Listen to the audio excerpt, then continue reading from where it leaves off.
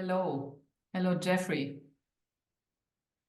Thank you for making time to come here and to have a conversation about healing, the healing field,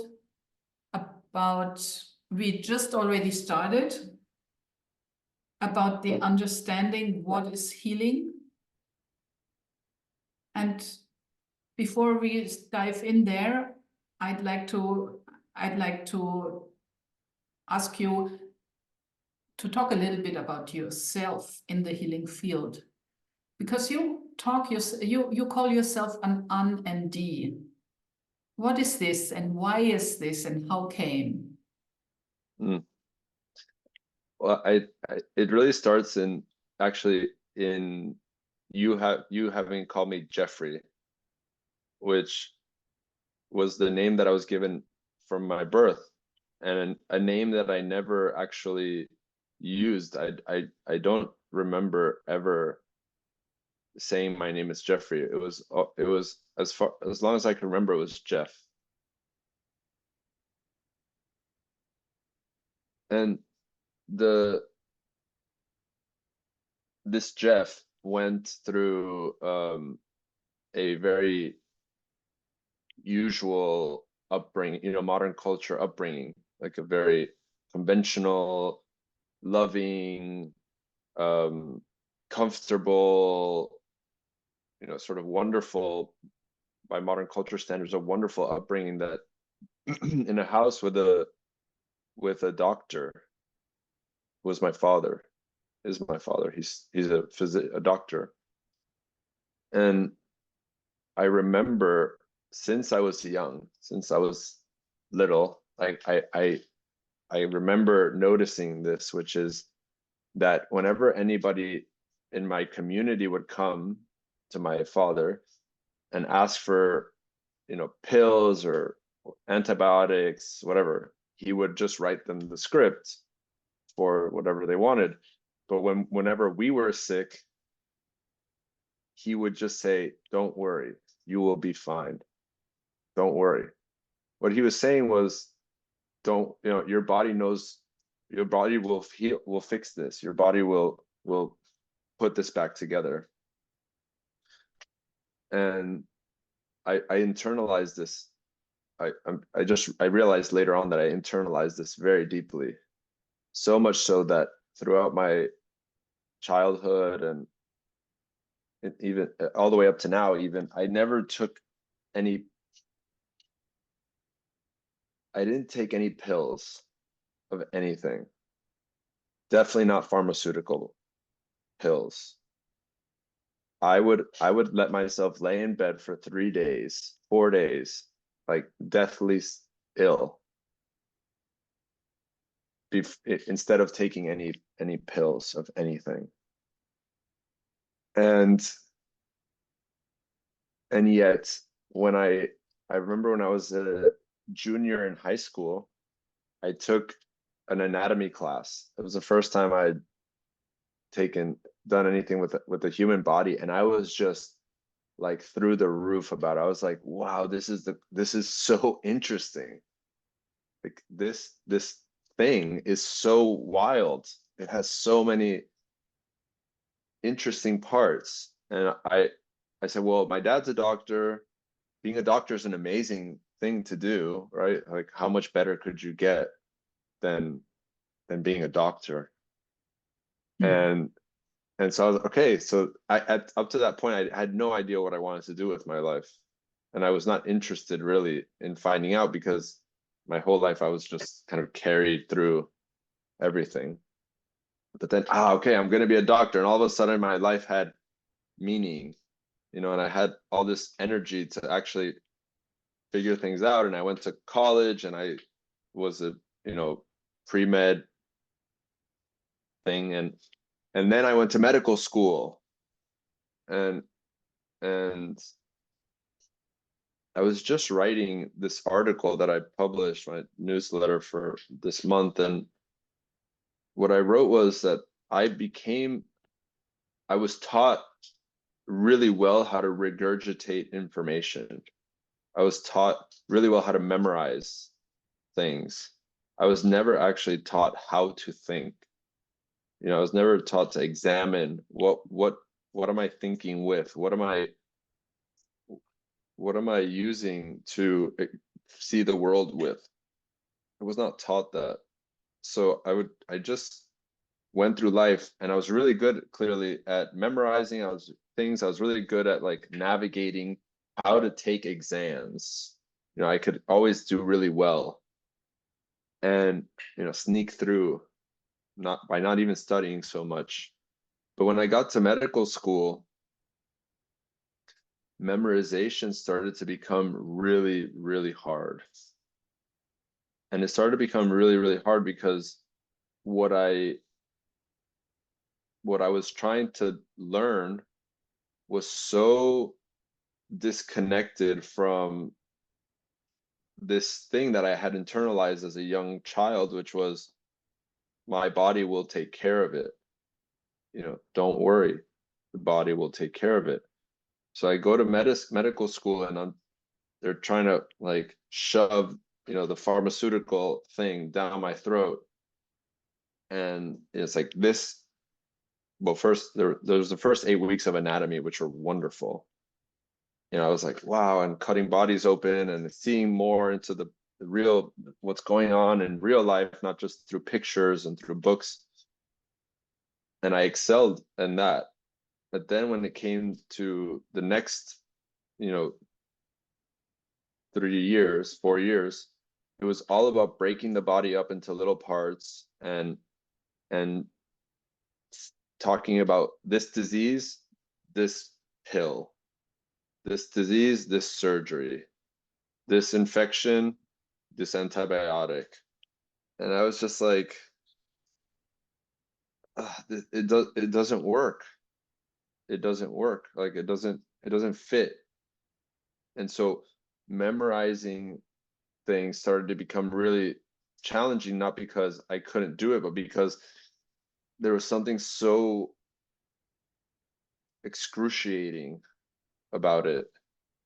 There's something so excruciating about trying to learn something that was so clearly disparate from my story that I had.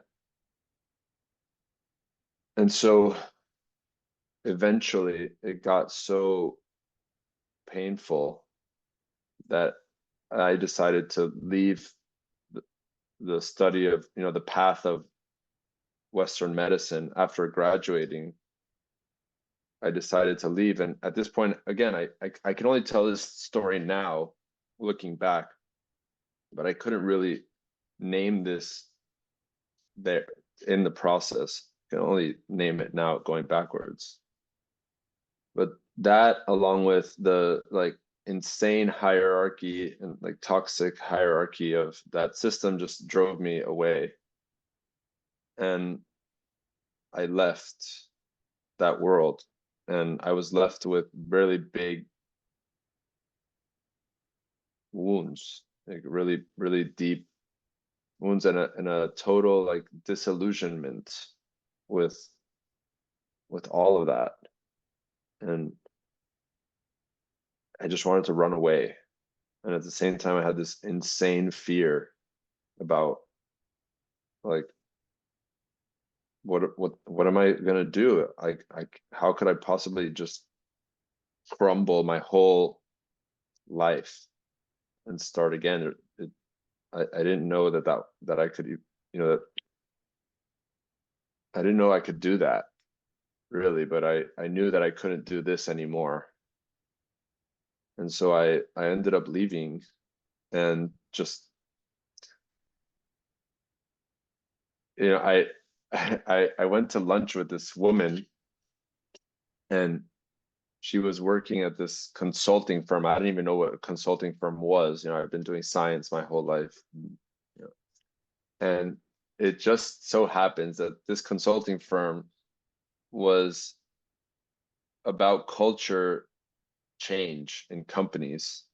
And the CEO of this company, his the understanding he had was that people don't make decisions based on their logic. They make decisions based on their emotions. He didn't know what what to do about that, but he knew that.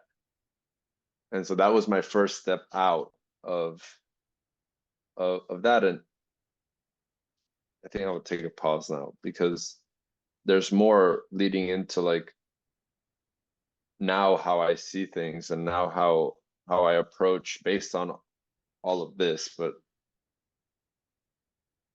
I want to check in again about where we're going with this, so I can.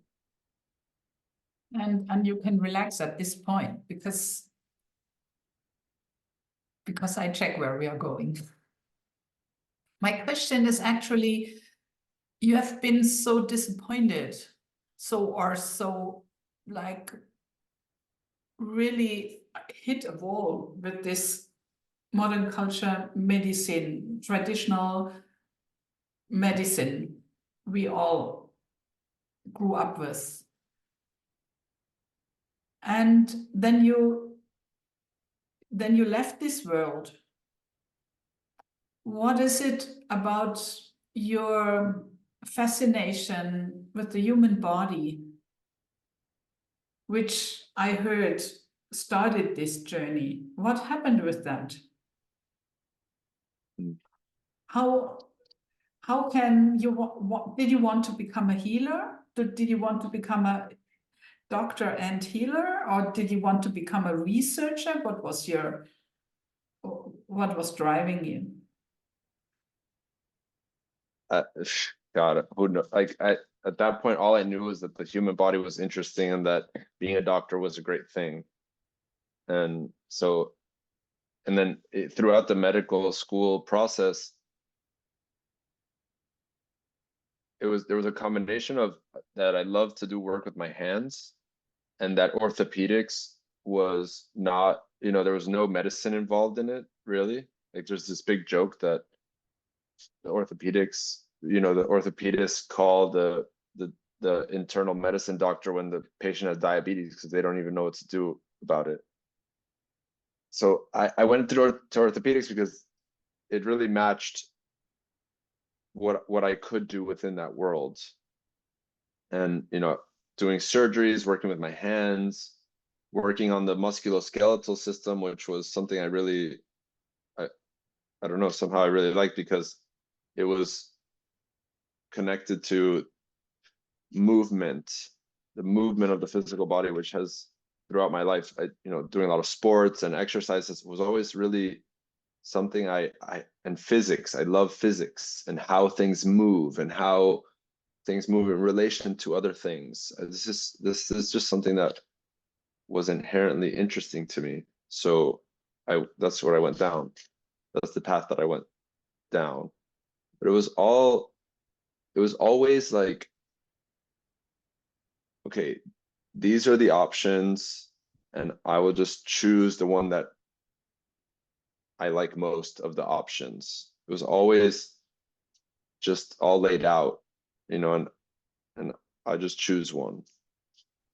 So you chose the orthopedics because it related, or it really correlated with what is important for you: movement, the connection, like the inner functioning of the physical body, working with your hands, being in touch with bodies, and being far away from pharmaceutical drugs.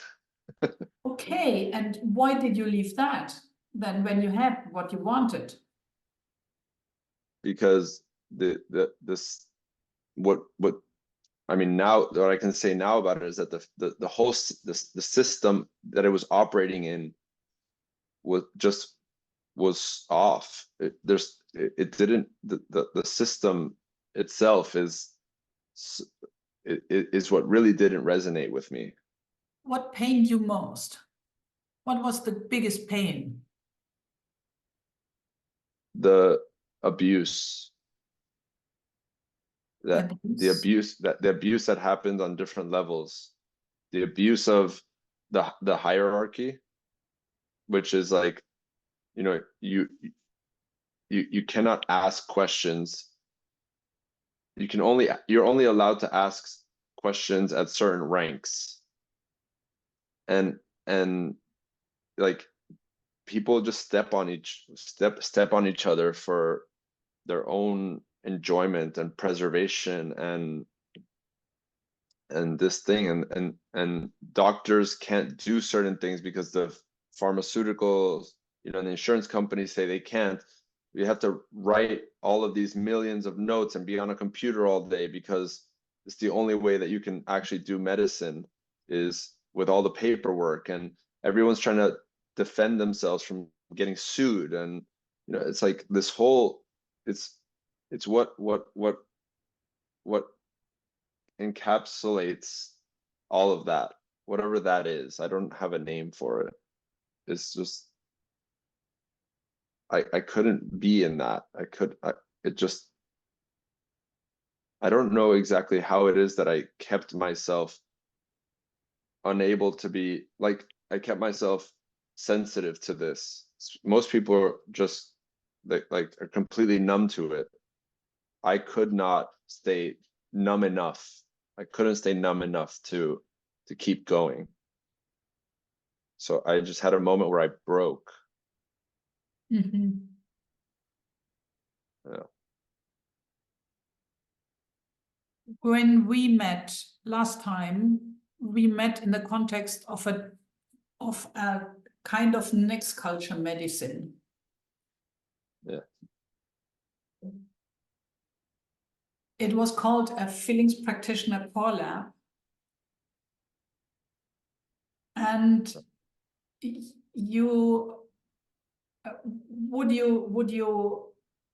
you share with us what you experienced there?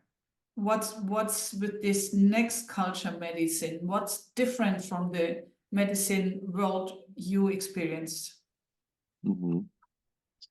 Well, your question actually brought me back to long before when we had that lab, which is that I even though I couldn't be fully numb to this thing, I didn't want to, I tried to leave that. I still was like only able to do the options. So then I went to consulting, and then I started I started a medical practice. I started a business of podiatry, of foot and ankle medicine. And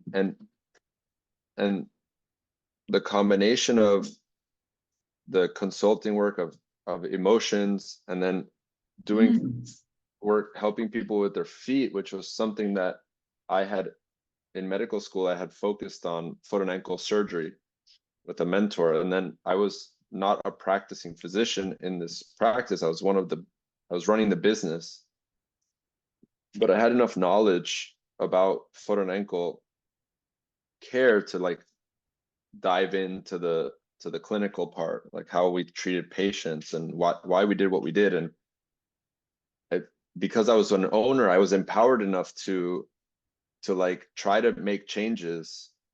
And it started through the questioning. And I discovered through this deep questioning this new different way of living, which I call barefoot living. And barefoot living was originally about a more natural way to take care of people's feet, but it really is like this like microscope of a whole way of living. Because when you take your shoes off and let yourself be exposed to the world, it's like taking the covers off of your the layers of your being, and letting yourself be exposed to the beauty and the harshness, all of it, and sort of growing through the direct contact. And then I started doing the possibility management training work, and I actually started helping people with their like foot problems and other body problems by helping them with their feelings. And I remember one of my first clients, this was like 2020. One of my first clients was this woman, and a friend told her to reach out to me because I was a foot guy. She reaches out and she has this foot pain. She's had this foot pain for months. No physical trauma, no injuries. She does not know how this happened. And so I go meet with her. She was in the same place where I was. And I sit with her and I say, okay, tell me about what's going on. And the first thing she says to me, she says, I feel like I can't put my foot down. And I say, God, you can't make it this easy for me. She basically, I don't know if they use this word in this phrase in Europe or anywhere else, but in the US, when you say, I'm putting my foot down, it means I'm making a boundary. I'm drawing the line. I'm saying, that's it. I put my foot down. And so she goes, I feel like I can't put my foot down. So I say to her, okay. Tell me about your anger. And she really had a hard time with it. But after an hour and a half of practicing her anger and practicing setting boundaries, her foot pain completely disappeared, period. Forever disappeared. Since then, it was gone. And I said, oh my God, that was my first direct experience. Like, oh shit. Okay. I've heard that the problems of the body are emotional, right? The physical body is just responding to the emotional world. But wow, this is real. Okay. I saw it happen with my own eyes and my own, and for some reason, I just kind of had this wow moment and also didn't keep going. But then when I went to the feelings practitioner lab, it was just sitting there for the first circle with all these people who were all wanting to discover more about the physical body and the physical, injuries, illness, disease, and how it connected to the emotional body. Just sitting there, I remember just having this very, being deeply touched about how much the medical system had destroyed me, destroyed my passion for the body. Yeah, I get so much so that I wasn't even willing to pursue it on my own. And sitting there in that space, I was like, oh my God, I'm here. I made it here. And it took me years. I was going through this rehabilitation process, and so that I could finally sit in that circle with people wanting to do the same thing. And Jennifer Dominguez and Patricio Diaz had invited me once to go to a feelings practitioner, and I didn't go. That was 2020, 21 or something, and I didn't go, and I guess I wasn't ready. I don't know. I wasn't ready to let that part of me back in. So I hear with you that there has been kind of a trauma in you about this medical school and all the experiences with the medical system. So you could not expose yourself to anything medical. Yeah, I lived in Costa Rica once for a few months at a community that they have an unschool school, like a totally free school where one of the premises is that no teacher will tell a child what to do ever. And I talked to a few of the people in the community about this and their kids in the school, and so many of them were really sort of pissed off because their child was not learning at the rate that they wanted them to learn. Their child was not doing anything. It's how could you just let the child do nothing? And I don't know if it was because I was going through the same thing, but I I saw very clearly, like, if you're a let's say 7, 8 years old, and you've been in school, normal school, your whole life, where you're being whipped and abused and forced to do everything, it might take 2 years, if for a child that young, it might take them 2 years of doing nothing to finally find the spark in themselves to want to do something, to want to be creative again, to want to let their heart speak again. And so, yeah, I relate the story because I relate to these kids. I relate to having had to go through a rehabilitation process of not doing anything connected to that, unless it was like, put on my right in front of me. But I've been, even still, even now, I'm still like not fully owning this. And I'm just, slowly, I've been stepping in, and I'm not trying to justify my way out of it. But as I look back, I created that business card of me being a feelings practitioner. I still have not printed it. And I have all the great stories about why, I don't want to waste paper, and I don't want to kill more trees. All these really good stories that that keep me away. And so there's still wounds, still unhealed, open wounds about everything I went through, and not just medical school, in college and high school. It's still so much that I'm undoing, and even beyond, and in working in a company and a job, and there's still a lot that's like shedding. Yes, it's a lot. And yet you have been already offering a little class of your own, the Knee Whisperer. Can you say something about this?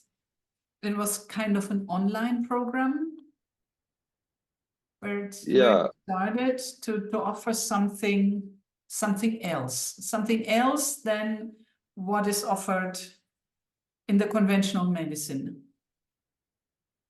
Yeah, I wish I had more to say, and that it had gone on, till now. It was basically, 3 sessions that happened, and it started for me noticing how many people have knee issues, how many people complain about pain in their knee in some form, and even myself having had, if I haven't, I wouldn't say I've had a lot of struggles with my physical body, in terms of pain, injury, disease, but my left knee has, if there was one part of my body that limits the range of expression, it's my left knee. And so I said, okay, I'm gonna just make a space for checking out the knee. And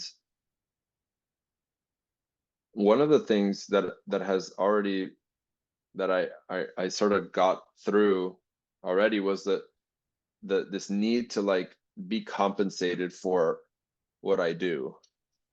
So this knee space was a free space for people to come, and it was just, it was wonderful to have created it, and several people came. I'm sure I could restart. I could restart it, and maybe I should.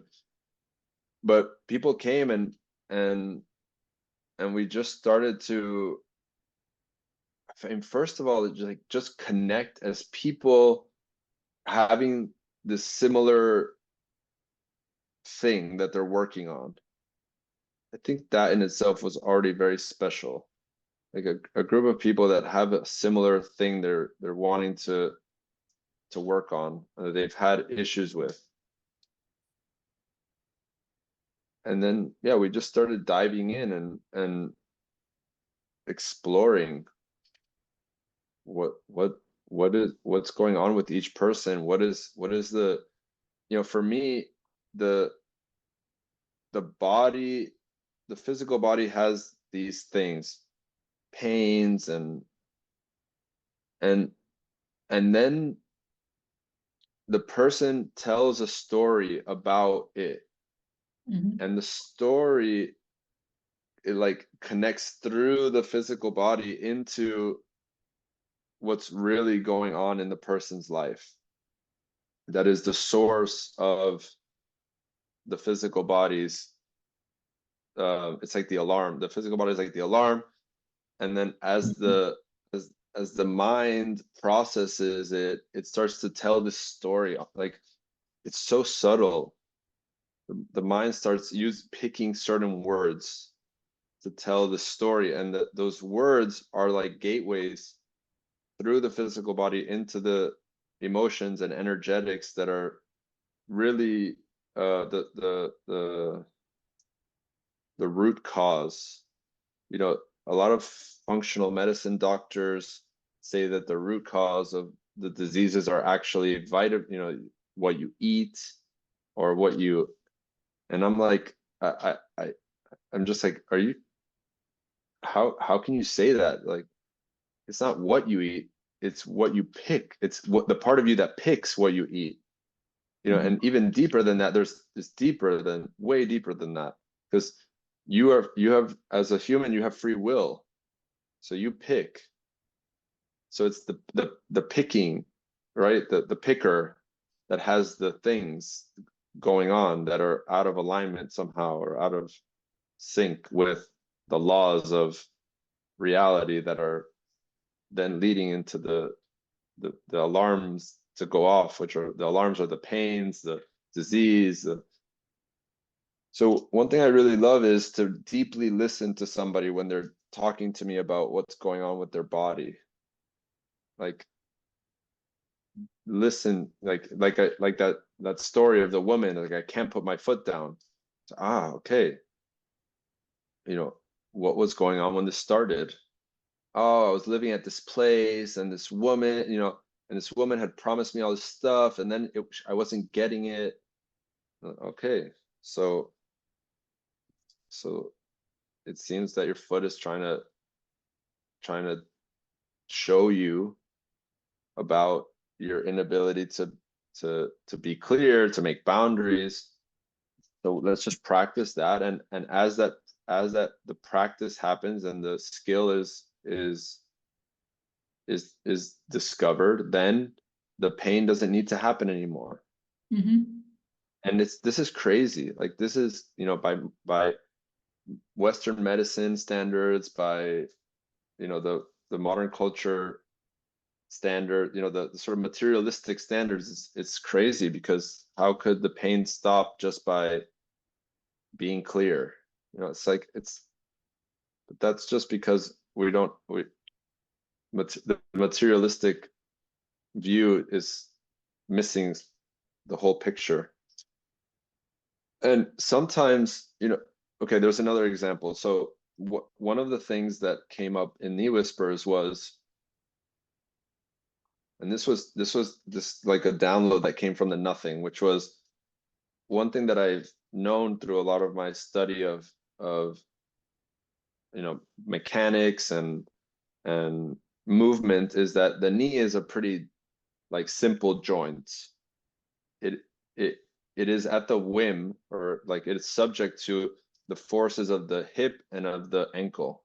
And the hip and the ankle are these big joints that, really complex, beautiful joints. And in the middle is the knee.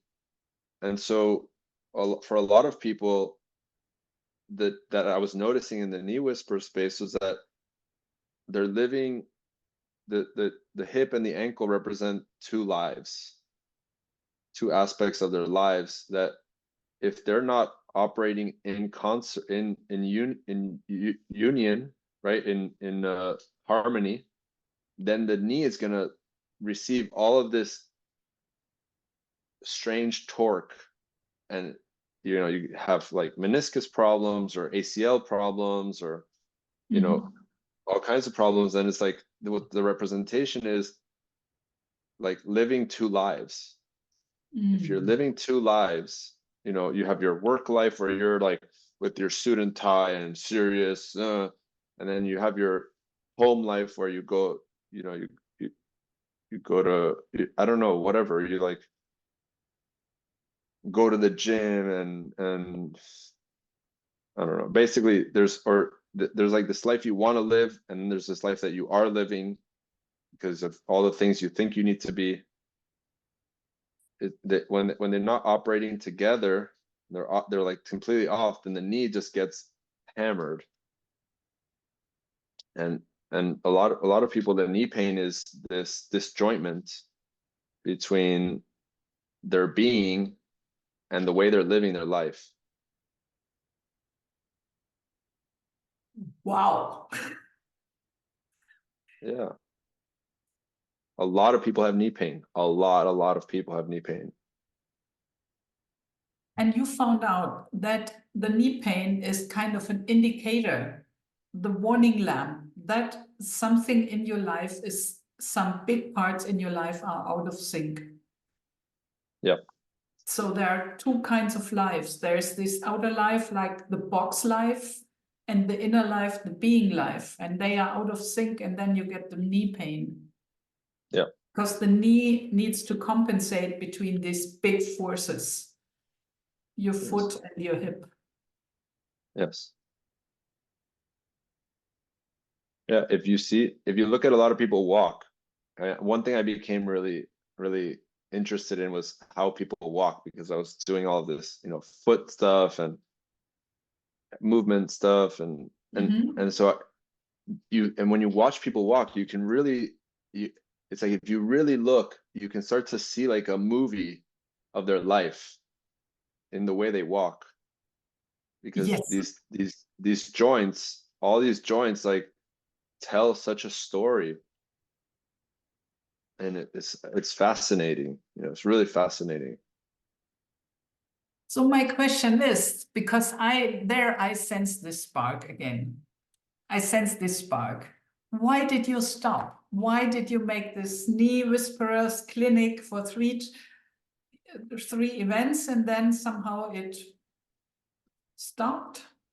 Yeah, because I'm incompetent at making teams that successfully, you know, sparking team. I just don't know how to do it yet, and so a lot of my things fall apart. It's not the only thing. Everything has fallen apart eventually in what I do, because I'm not. Uh, I don't. Yeah, I don't. I have so many fantasies about what team is, and I guess that would make sense why my left knee is the big problem area in my life, because somehow team is about connection and about these very sort of what I would call more feminine aspects of, like, you know, together, fostering togetherness and and I don't know, the left side, you know, the left side is generally more like feminine aspects, and I I have this disjointment of my own, which is that I have a fantasy about what team means and how it goes and how to do it, and mostly I try to put it all on my, you know, it's like I have to carry it and I have to, you know, do everything, and so my right side is very strong, you know, growing up as an athlete, uh as a right-handed athlete, like my right side has so much strength, agility, coordination. My left side is so clumsy. Mm-hmm. You know, if I throw a ball with my right hand, I can, it's like magic. If I try to throw with my left side, I it's can like, see it. I can see that you're drawing. It's just so yeah, funny when you make the movement. No? It has no yeah, force. It has no the coordination is not working. yeah. Wow. Yeah, but wait a minute. I want to say something about this, because one of the big things about modern culture is sports. And sports are deeply asymmetrical. And it really reflects modern culture, which is that there's a big lack of symmetry, or of wholeness, of the individual. Like you're usually, one thing is much stronger than the other.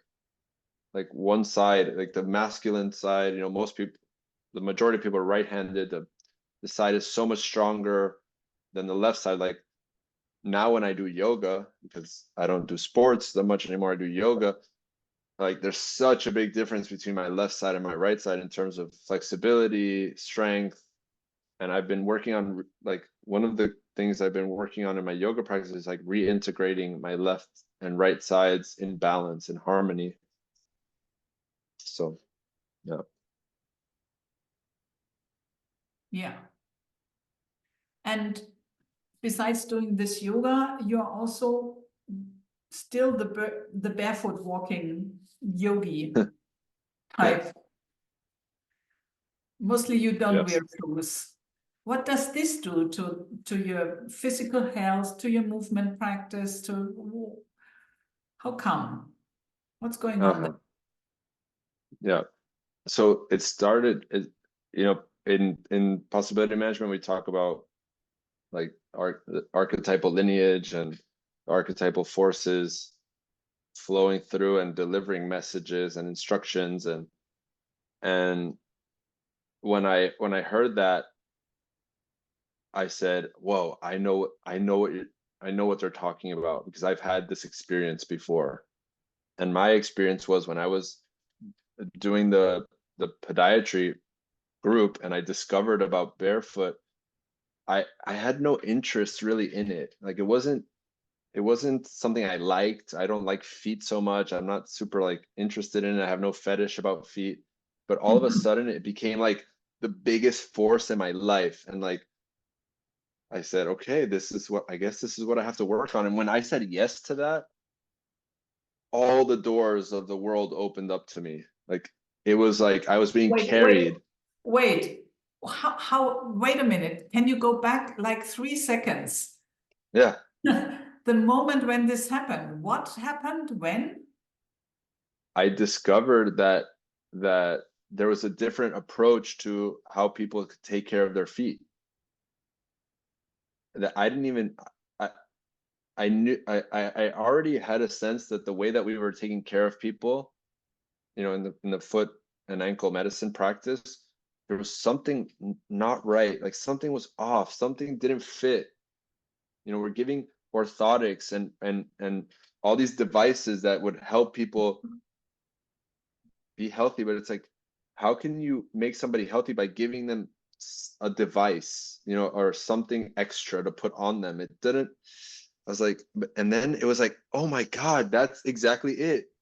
The way to help people get healthy is to take things away from them, take devices and external support away so they can become strong. It's like, it was like a blah, like, holy moly. And so, my arena was feet. That's the arena that I was tasked to work in. And so I said, all right, let's do this. And this may sound silly, but I started an Instagram page and I called it the Urban Barefoot. And it just started to explode. And I had so much excitement and so much passion and so much energy. And I was reaching out to other people in the world that were doing this, and everybody was answering the phone immediately. And everything I put out, people were responding, and I used to get like 100 messages a day. Like people would write to me through Instagram, 100 messages per day, asking questions, telling me how much what I shared changed their life. Like it was just insane. It was insane. It was absolutely insane, but it was working, and I was totally in the flow of this force. And yeah, that's where like a new my new life started opening through that doorway of being barefoot. And so when I decided that I would no longer wear shoes, period, it was not about my own health. It was about the message. It was about wherever I went, I knew somebody would notice, somebody would ask a question, somebody would be weirded out, but it would do something. And it also changed my entire life. You know, it works on all bodies. It works on all levels. Being barefoot is a huge initiation because it changes you. It changes you on every level. If somebody would be interested in going barefoot, what would you recommend? How because you know some people are living in the dirty cities, going subway, going in trains, or maybe in the northern countries where it's really cold in winter. Yeah, it starts right there. It starts right there, like right in exactly what you're saying. You know, why are you living in a place where you would not feel comfortable being barefoot? I'm talking about the city, dirty, nasty cities. Why would you live somewhere where you would not put your skin on the earth? You know, how are you okay with that?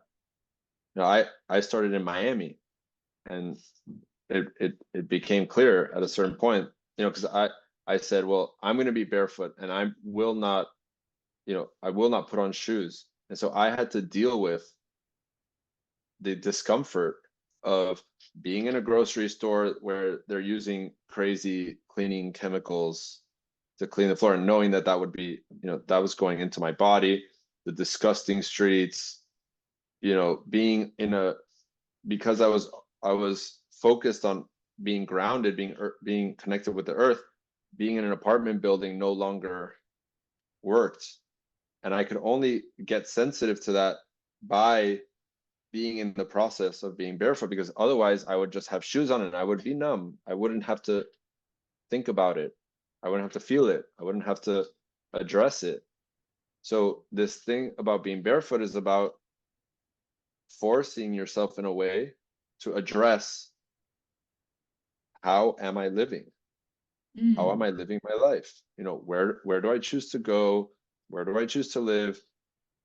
Who do I spend my time with? Because those people also, you know, if being barefoot, I couldn't go out to clubs anymore, nightclubs.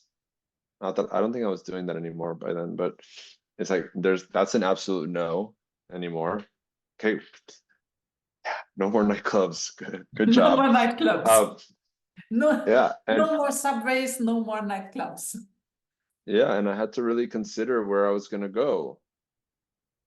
And then, okay, then on the flip side, you talked about cold environments, and also there's like going out in nature and being in places where the terrain is really rough. Yeah. And then I had to deal with something different, which was, why am I so incapable of taking care of myself without an external device?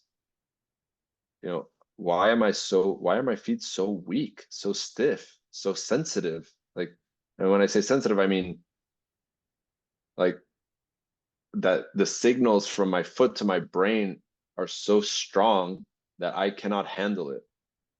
How is it that I'm so incapable of handling pain, handling discomfort, and cold is not different. You know, you have the capability to walk barefoot in snow, but you have not trained it. You have not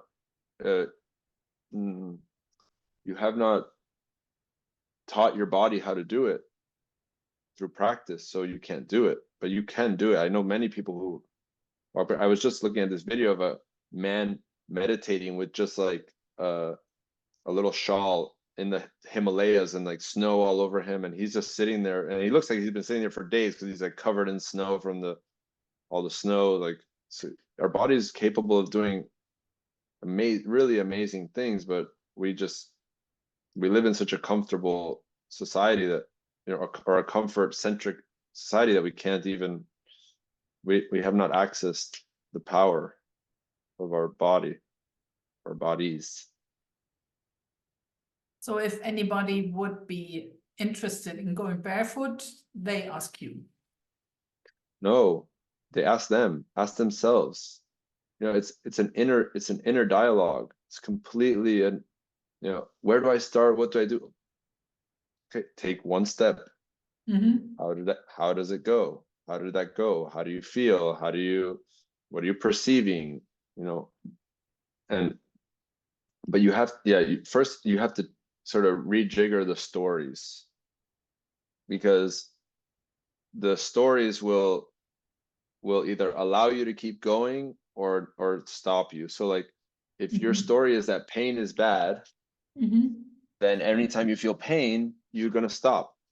You know, discomfort is bad, or, you know, it's something I want to avoid. So if you have pain or discomfort, then you stop. No, this is bad. This is bad for me. I'm going to get hurt. Something bad's going to happen. I have to stop. So it starts at the level of stories, right? It starts at the emotional level, essentially. You know, when we talk about this old decisions that need rejiggering. You know, one man wrote to me once that he was so embarrassed to go out barefoot. You know, it's like, it's too embarrassing. So I said, okay, let's talk. So we get on a call and we go into the emotional healing kind of space. And we discovered that when he was 12 years old, he came out to his father that he was gay, and his father completely rejected him. And from that point on, he decided he would do everything in his power to, you know, to fit in and not to be rejected. And so when we worked that out, then he was able to take responsibility for his own embarrassment, his own decision, and start over, and then go outside and recognize, there's nothing wrong about being barefoot in front of other people. There's nothing wrong about them thinking I'm weird. That's just their story. As we had before, yeah. So it's the story which creates in the end the pain. And let's see, as you said before, in the knee, it's the story which works through the body. Yeah, like that. I would like to continue this conversation because you have really, really, really deep things to share. And I would like to cut these, what we said, in parts. So that, because people won't listen to 1 hour of conversation. But I would like to cut this off, what I'm saying right now. I would cut this off and have this story of the barefoot walking man, and also the story about the knee whisperer and so on. Would that be okay for you? Yes, and also I would like the whole thing, and I would also like to put it on my own YouTube channel. Really, So also with all this intermediate blah blah blah conversation. Yeah, I love that. I love real sharing the whole thing. Also, like, clip it into little parts and also share the whole thing. I find it's a really interesting picture which comes out. And I'm not quite sure if we hit already all the points. And what's coming up for me, or what I observe, is that you're already well on your way to a new kind of, like, let's say, next medicine culture, where it's very important that you are connected to your body and not buy in your stories. Yeah, so pain, okay, what is pain? Yeah, what is discomfort? What is it really? And Yeah. so this is the one part, like getting a stronger body, having more trust in it, in one's body. Also by discovering things like the knee pain would be maybe a finger pointing on there's something not in alignment in your body, in your life, and so on. Yeah, I wouldn't even say pain, you know, some would say, well, okay, so we could just say pain is pain. And I think it's deeper than that. You know, pain is a message. Pain is instruction. Pain is wisdom. You know, pain is insight. And so who doesn't want those things? You know, who wouldn't want Who insight, doesn't want wisdom? insight? So Who it's like, doesn't yeah, want to pain, know? right?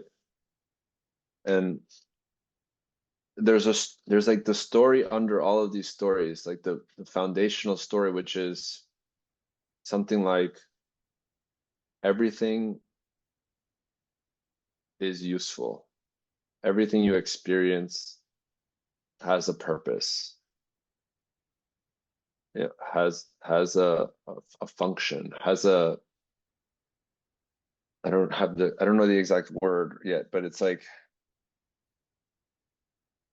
everything that you experience is a thread you can follow. You know, it's a thread you can, yeah, something like that. You may follow or you don't, and that Yeah. creates results. And if you follow it, it creates a result. And if you don't, Yeah. it's mainly which story do you attach to the thing which happens. And is this story something which is helpful, or is it something which destroys you, for example? Yeah. Thank you for making the space for this conversation. I noticed that I'm a bit hesitant to tell my story sometimes because of the talking about myself thing. But you've given me a chance to tell it, and with your questions to share it in a way that has helped me see new things about my own story. So thank you. I'm glad you made the time. I'm really glad you made the time. And I'm glad I got to know something about it, about you I didn't know, and see you in a different perspective